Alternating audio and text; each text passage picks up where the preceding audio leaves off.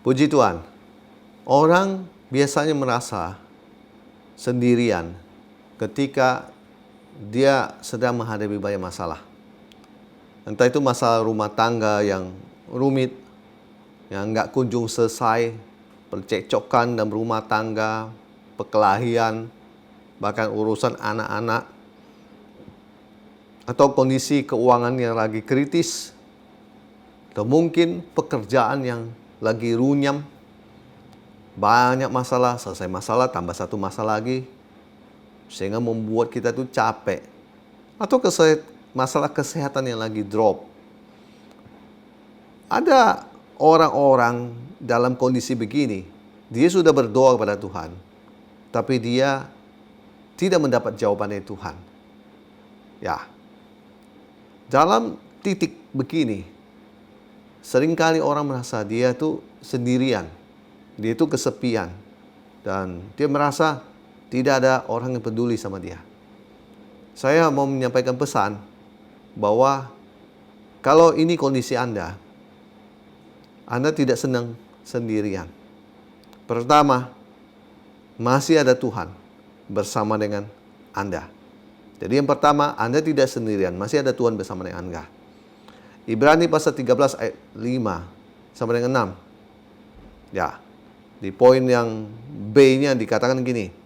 Karena Allah telah berfirman, aku sekali-kali tidak akan membiarkan engkau, dan aku sekali-kali tidak akan meninggalkan engkau. Sebab itu dengan yakin kita dapat berkata, Tuhan adalah penolongku, aku tidak akan takut. Apakah yang dapat dilakukan manusia terhadap aku?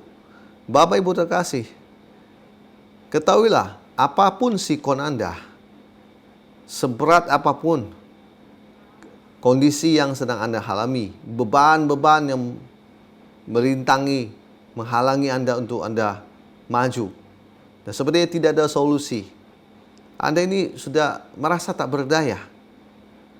Jangan takut, jangan kecewa, dan jangan merasa Anda tuh sendirian. Masih ada Tuhan Yesus yang mengasihi Bapak Ibu terkasih. Masih ada Tuhan, masih ada harapan. Walaupun Anda sudah merasa tidak ada harapan lagi. Dan saya mau berkata, biar Anda dengar firman Tuhan hari ini, bahwa masih ada harapan. Masih ada Tuhan mengasihi Bapak Ibu terkasih. Masih ada pertolongan dari Tuhan. Jangan merasa Anda sendiri. Anda merasa sendiri karena Anda sudah melihat Anda ini sudah ditinggalkan oleh keluarga Anda. Anda ini sudah ditinggalkan oleh sahabat-sahabat Anda. Orang-orang gereja pun juga nggak peduli lagi. Teman-teman kantor juga sudah menjauhi Anda. Dan Anda merasa Anda ini hanya seorang depresi, stres, dengan semua kondisi sikon yang berat. Dan saya mau berkata, satu kata penghiburan buat Anda, Bapak Ibu terkasih, jangan menyerah. Masih ada Tuhan bersama dengan Anda. Tetap percaya, Tuhan memberikan Anda kekuatan yang baru. Tuhan akan menyertai Anda.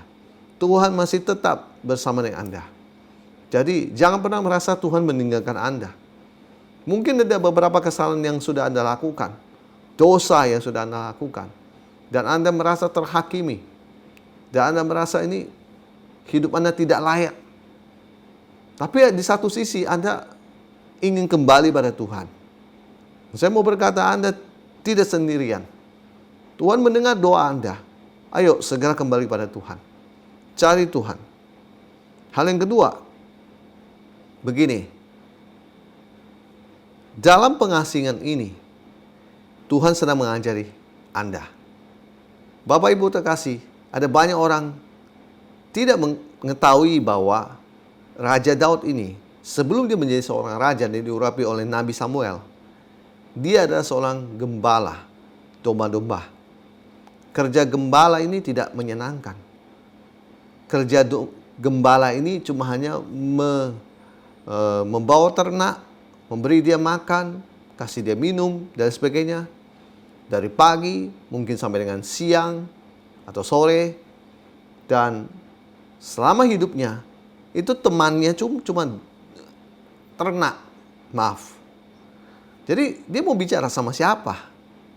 Itu pekerjaan yang sangat membosankan.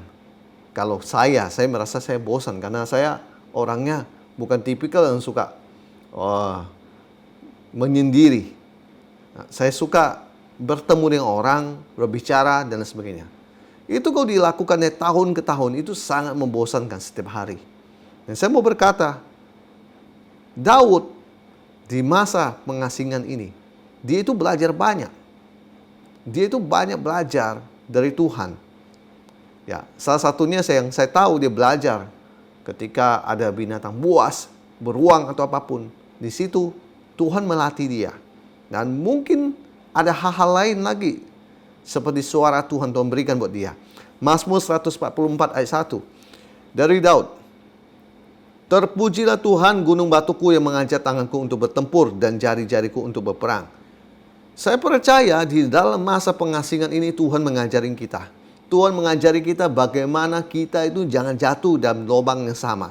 Tuhan mengajari kita bagaimana kita keluar dari lubang di mana kita jatuh. Puji Tuhan. Tuhan mengajari kita bagaimana kita ini bisa melihat orang sekeliling mana teman, mana bukan. Karena seringkali kita tertipu. Ada orang seperti teman, tapi waktu kita jatuh, kita hancur, mereka kabur semua. Ada banyak orang bisa berjanji yang manis-manis pada Anda ketika Anda down, Anda jatuh. Mereka meninggalkan Anda. Dan saya mau berkata, di dalam masa pengasingan ini, Tuhan mau membuka mata Anda. Tuhan mau kasih Anda lihat semuanya. Tuhan sedang mau bicara sama Anda. Mungkin selama ini Anda itu terlalu sibuk, Bapak Ibu terkasih.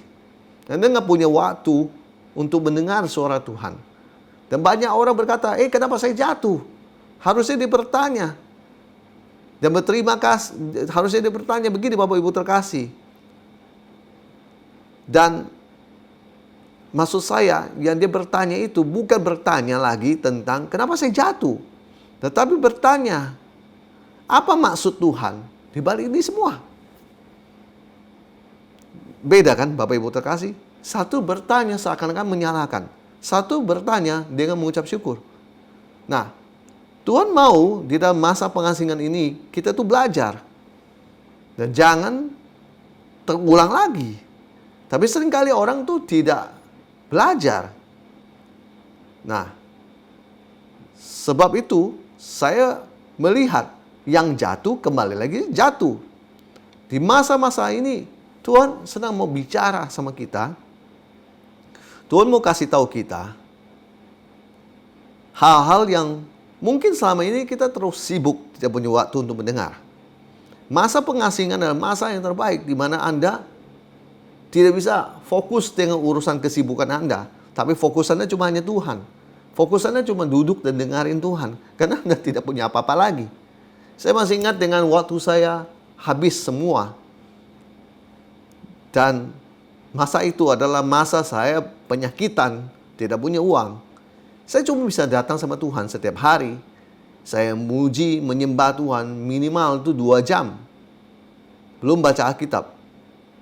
Dan kondisi memaksa saya untuk saya harus bisa begitu. Kenapa? Karena saya merasa saya dalam masa pengasingan. Dan saya butuh Tuhan. Saya mau mendengar dari Tuhan. Dan Tuhan berbicara sama saya. Pemulihan itu butuh lebih dari setahun. Untuk saya bisa pulih. Keadaan saya berubah semua. Dan itu waktu itu tergantung kemurahan Tuhan. Bapak Ibu terkasih. Ingat. Masa pengasingan bukan akhir dari segalanya.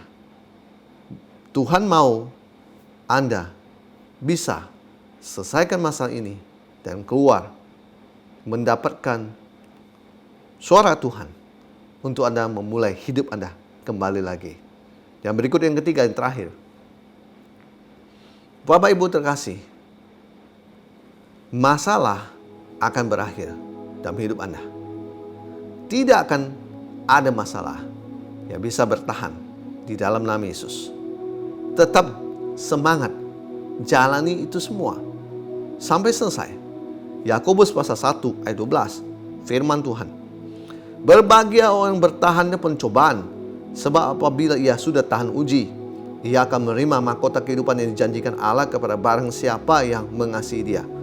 Firman Tuhan sudah dengan jelas bilang gini, Berbahagia orang bertahan dalam pencobaan. Sebab apabila ia sudah tahan uji, ia akan menerima mahkota kehidupan.